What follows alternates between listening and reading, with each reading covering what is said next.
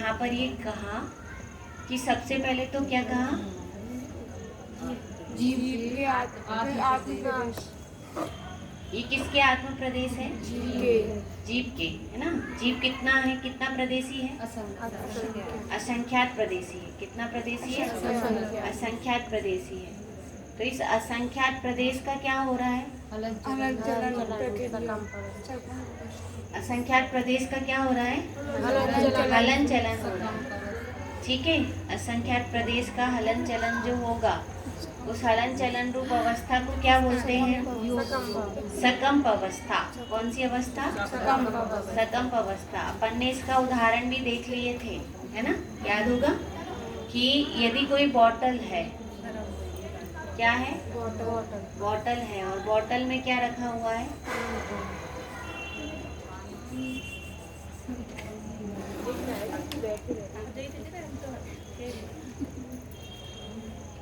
Bottle में क्या रखा है, पानी। बॉटल में क्या रखा, पानी रखा है। तो जैसे ही बॉटल में पानी रखा है, तो यदि बॉटल को हिलाते हैं तो क्या हिलता है, पानी हिलता है। बॉटल हिलाने पर क्या हिलता है, पानी हिलता है। ग्लास हिलाने पर दूध हिलता है, भगोनी दूध हिलता है, होता है ना। कुकर हिलाने पर दाल हिलती है, ठीक है, दाल भी हिला दो तो क्या होता है कि बाहर कुछ हिलता है तो अंदर भी हिलता है। तो ऐसे ही यहाँ पर भी कहना है कि ये असंख्यात प्रदेशी कौन है, आत्मा है। और आत्मा की कौन सी दशा है, सकंप अवस्था है। कौन सी अवस्था, सकंप अवस्था। तो ये तो किसकी हुई, आत्मा की। इसको क्या कहते हैं, योग। क्या कहेंगे, योग कहेंगे। अब यहीं पर क्या कहा कि जीव के मन वचन काया की प्रवृत्त कारण होती है। कौन निमित्त कारण होती है, जीव की कौन सी प्रवृत्ति कारण बनती है इसमें, है ना।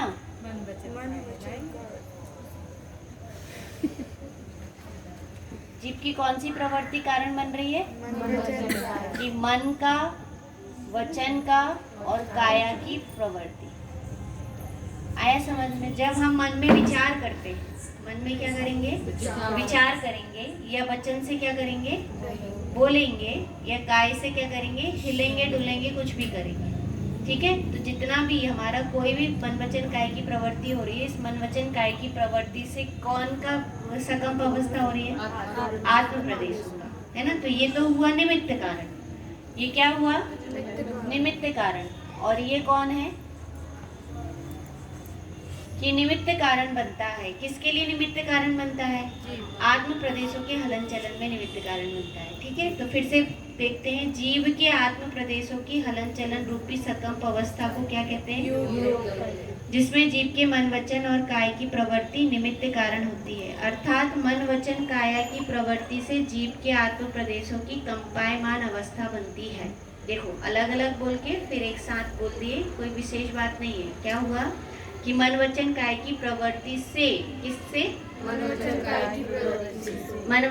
की प्रवृत्ति से जीव के आत्म प्रदेशों की कंपायमान अवस्था बनती है। ऐसी कंपायमान अवस्था को आत्मा कर्म रूप परिणमन की योग्यता को प्राप्त कार्मण वर्णा को अपनी ओर आकृष्ट करता है।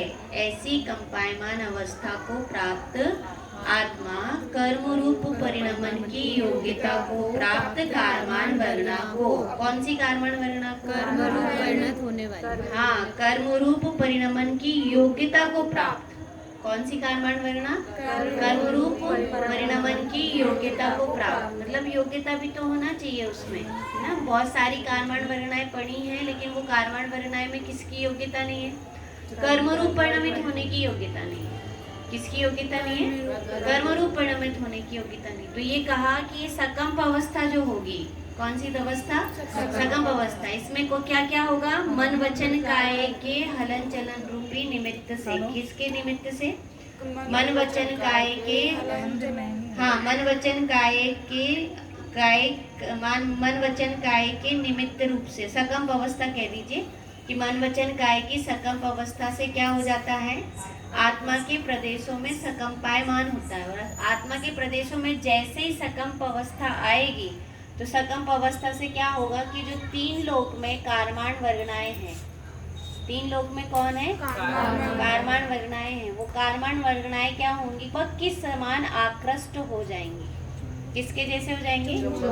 जैसे चुंबक में लोहा आकृष्ट हो जाता है, खिंच जाता है, तो ऐसे इसमें भी कहा कि कौन सी कारमान वर्गनाएं कह दिया?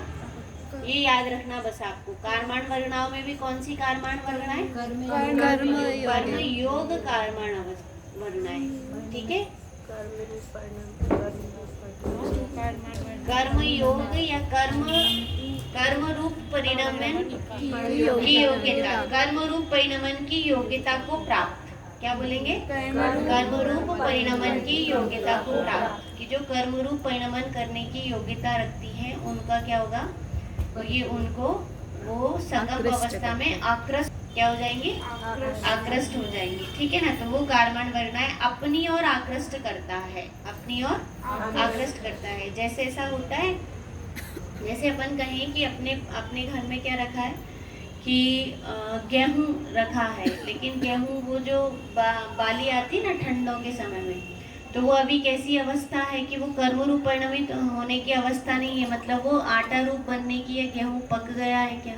जैसे कच्चा फल है, ऐसा कहें अपन, आम कच्चा है या जामफल कच्चा है, या अभी कौन सा फल आ रहा है, अनार या नाशपाती आ रही है, तो वो कच्ची है, छोटी है और कच्ची है। तो वो कच्ची जो है वो अपने को आकृष्ट करती है क्या? खाने के लिए आकर्षण आता है क्या? नहीं आता। कब आकर्षण आता है? कि जब वो क्या हो जाती है कि वह पक जाती है। क्या हो जाती है? पक जाती है। इस समय जो सीजन है वो किसका है? अनार, सेवफल है ना, और नाशपाती। तो अब बताओ वो किसकी ओर आकृष्ट हो रही? कि वो पहले परिणमित हो।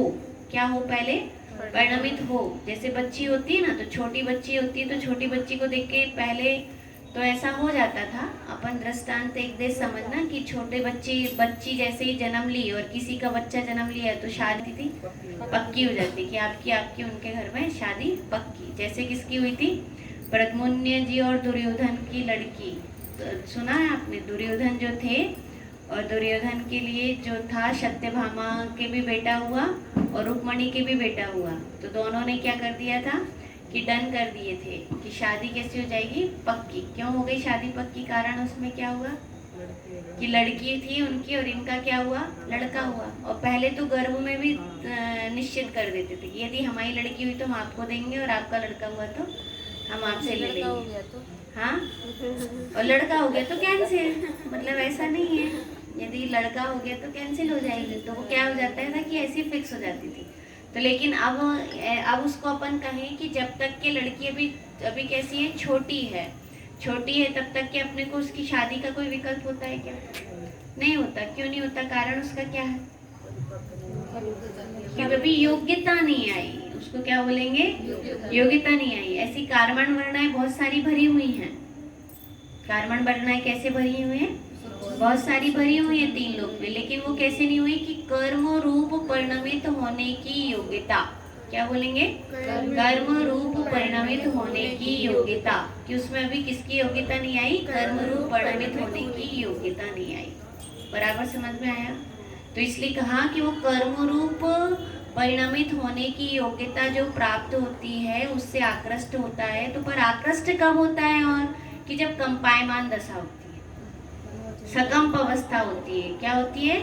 सकंप दशा होती है, कंपायमान अवस्था बनती है। तो कंपायमान अवस्था कब बनती है? कि आत्म प्रदेशों की कंपायमान अवस्था होना जरूरी है। पर आत्म प्रदेशों का कंपायमान अवस्था कब होती है? कि जब मन वचन काय की निमित्त, कि उसमें निमित्त बनती है। मन वचन काय की प्रवृत्ति निमित्त। तो मन वचन काय निमित्त बनेगा तब आत्म प्रदेशों में कंपायमान होगा, और जब आत्म प्रदेशों में कंपायमान होगा तो कर्म रूप परिणमित होने की योग्यता वाली कारमान वर्गनाएं आकृष्ट हो जाएंगी। आया समझ में? तो आपको 3 स्टेप ध्यान रखना है मात्र। कितनी चीजें? 3 चीजें। कौन किसकी प्रवृत्ति होगी? मन वचन काय की प्रवृत्ति के निमित्त से। किसके निमित्त से? मन वचन काय की प्रवृत्ति के निमित्त से। क्या होता है? आत्म प्रदेशों में सकंप अवस्था होती है, इतना भी कह सकते हैं। आत्म प्रदेशों में क्या होती है? सकम अवस्था होती है। जैसी आत्म प्रदेशों में सकम अवस्था होती है तो क्या होता है? कर्मरूप परिणमित होने की योग्यता वाली कार्माण वर्गणाएं आकृष्ट होती हैं। आया समझ में? ये 3 बिंदु ख्याल में आ गए। तो इसलिए यहाँ पर कहा कैसी सकम अवस्था बनती है। अब फिर उसके बाद क्या कहते हैं? कैसी कंपायमान अवस्था को प्राप्त आत्मा कर्म रूप परिणमित होने योग्यता को प्राप्त कार्माण वर्णा को अपनी ओर आकृष्ट करता है, जैसे चुंबक लोह कणों को अपनी ओर आकृष्ट करता है। कार्माण वर्णाएं पूरे लोक में स्वाभाविक रूप से विचरण करती रहती हैं। कार्माण वर्णाएं कहाँ रहती हैं? 3 लोग पूरे लोक में भरी है, लेकिन ऐसा नहीं है कि पूरी की पूरी आके इकट्ठी क्या हो गई कि चैट गई हो, जैसे चींटे चैट जाते हैं। तो ऐसे इकट्ठे आके क्या नहीं होती कि इकट्ठे नहीं चैटती। वो तो कैसी होती है कि जो कर्म रूप परिणमित होने की योग्यता जिस कार्माण वर्णा है वो आके आकृष्ट होती है, और जिसने जैसे परिणाम किए और जिस रूप और जिसके बदलने की पर्याय होती है उसमें जाकर उस जीव के पास जाके आकृष्ट होती है। आया समझ में? तो ध्यान रहेगा, बस इतनी चीज है इसमें, 3 स्टेप कि पूरे तीनों लोक में स्वाभाविक हाँ, तीनों लोक में कैसी है? स्वाभाविक रूप से विचरण